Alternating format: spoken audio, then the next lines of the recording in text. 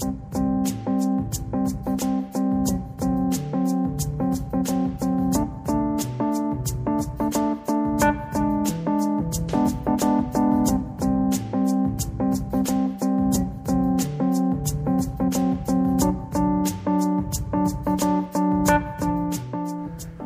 I'm Patrick Reams with Commodity Technology Advisory. Today we're visiting with Mr. Doug Wendler, Managing Directors of the Americas Energy for OpenLink.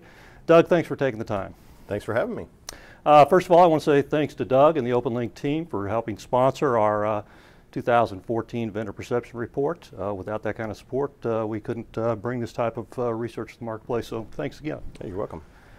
Secondly, let's talk about the results. OpenLink did very well. I suppose not surprisingly, given OpenLink's long-standing position as a leader in the CTRM markets. But in this particular research report, and I'm going to read these, so pardon me for looking down, OpenLink scored as a leader in 8 of 18 categories that we tested. Additionally, they appeared in top 3 of every category that we tested, and was also noted as the leader in overall ETRM, CTRM. So again, congratulations. Thanks. So given those results, what do you attribute OpenLink's long-term success to, and not only this survey, previous surveys, and clearly in terms of commercial success? So it's really 3 things. So it's people, it's the products themselves, right, and then most recently I think it's focus. So you know, we've got products that we've had around for the last 20 years. We've accumulated significant intellectual property over those years. We have a great team in place, and I think in the recent years we've really done a good job of focusing that team in the market where the market's really hot. So I think that's really what it boils down to. One of the things we noticed in our research was that OpenLink is clearly a leader in all geographies. North America was a bit more competitive than Europe, for instance. And Europe in particular showed a lot of strength for OpenLink. What do you attribute that strength in Europe to?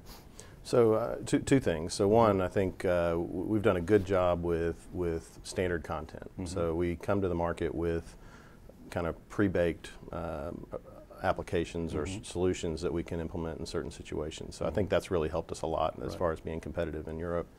The second thing really is I think there is just actually a lot more competition in North America than there is in Europe. So, I think we've fared pretty well in both places, but I think as far as the perception in the survey saying that it's more competitive here than it is there, I think that's accurate. Yeah, yeah. And speaking of that competition, I mean, clearly they're not standing still. They're doing the things such as M&A and organic development in order to better compete in the marketplace and try to take market away from OpenLink. What is OpenLink doing in order to stay ahead of that pack? So we're investing too, and being the size that we are, I'm confident that we're actually probably investing more dollars than any of our competition. Couple examples. So one, we just rolled out a product last week in the agricultural commodity space. It's a direct spin analytics scorecard. It's basically for looking at profitability of ingredients that go into consumer packaged good type scenario. Second example, and a lot of people aren't aware of this, in the energy space around right angle, we've actually tripled our development team in the last 18 months. So we're pouring money into the business as well. Given OpenLink's history and market position, you guys have been servicing the largest commodity trading and commodity management companies in the world. Global scale companies, regional scale, national scale companies. But there's a perception in the marketplace that OpenLink doesn't move down market very well into the mid-tiers and lower mid-tiers. Is that an accurate perception? No, I mean, I don't agree with the perception. However, to be fair, we're very aware of it, right? So it's something that we're aware that's in the market.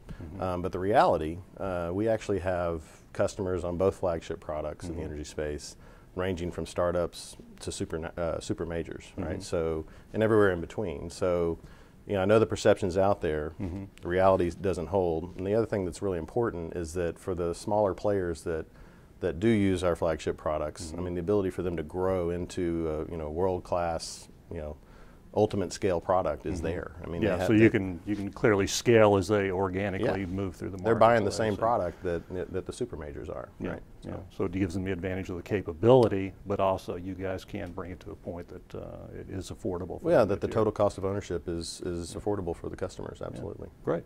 So that's all the time we have for today, Doug. I very much, again, appreciate you making the time in your day to visit with us. And again, I appreciate the support on the vendor perception research project. Thank you. Enjoyed it. All right, so that's it for us today. Again, I'm Patrick Reams with Comtech Advisory. Be sure to look for additional videos on our comtechadvisory.com website or on the CTRM Center.